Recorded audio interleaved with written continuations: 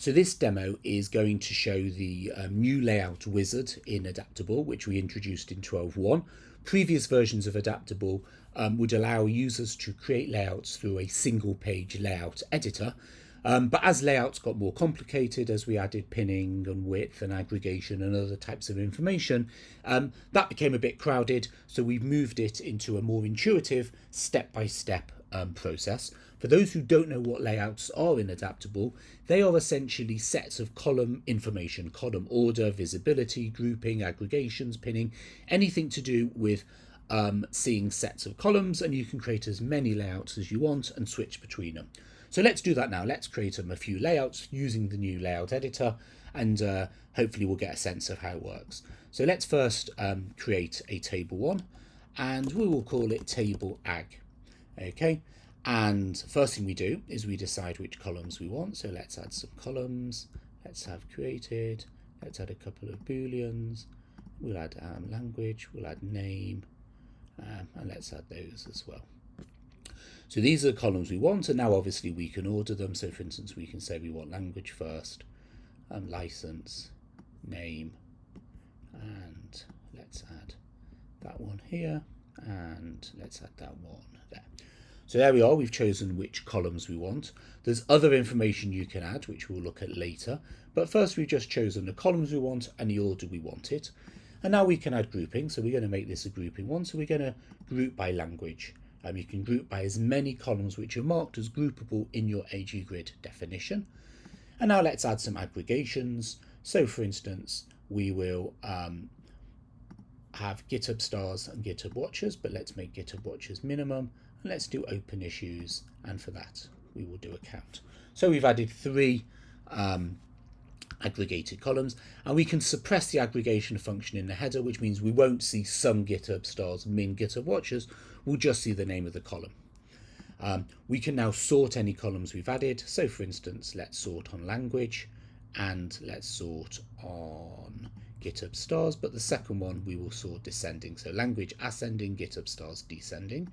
And then if you've added any filters, you can see them here. You can't currently, in this version, set filters inside the layout editor. You can only do that in the grid, but that will come soon. So here we are. Here's a summary of what we've created. This is the column. This is the underlying column.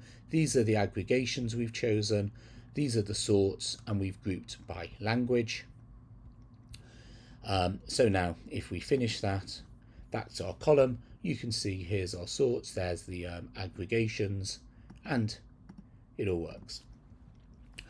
Let's now create one using some other features. So let's create a second layout, and we will call this table advanced. And again, let's just have some columns to start with. I don't want to have too many this time. Okay, so we've got those.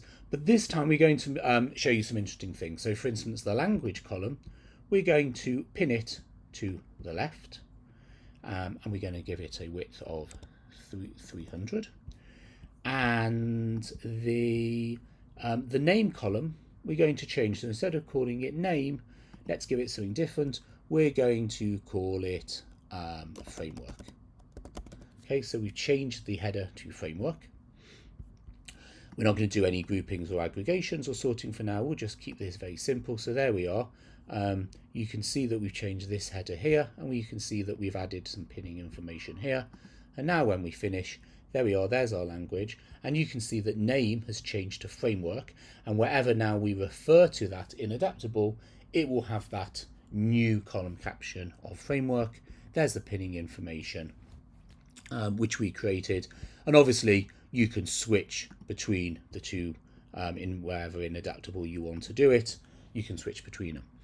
Let's quickly now look at the third type of layout, the second type of layout, but the third layout we're going to create using the layout editor.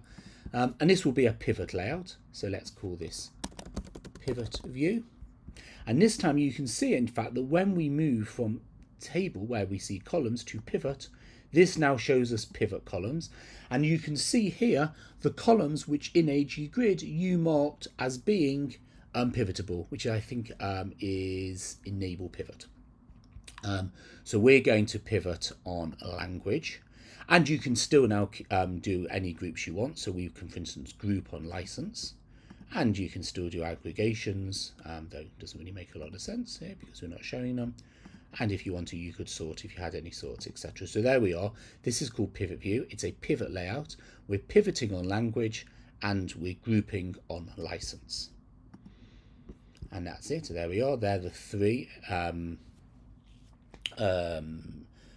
the three items, HTML, JavaScript, and TypeScript. They're the three distinct values in the language column, which, because we're pivoting, each of them become a column of their own. And there are three license types. And again, obviously, you can switch between them. So we can go back to our initial table view, or sorry, aggregated table view, our advanced table view with pivoting, or our pivot view. And we've done them all using the layout editor, which obviously remembers for each one what you've done. So there we are. The layout editor hopefully makes it easier for you to create, edit, and understand what's happening in your layouts. As always, if you have any questions, please get in touch, and thank you for watching.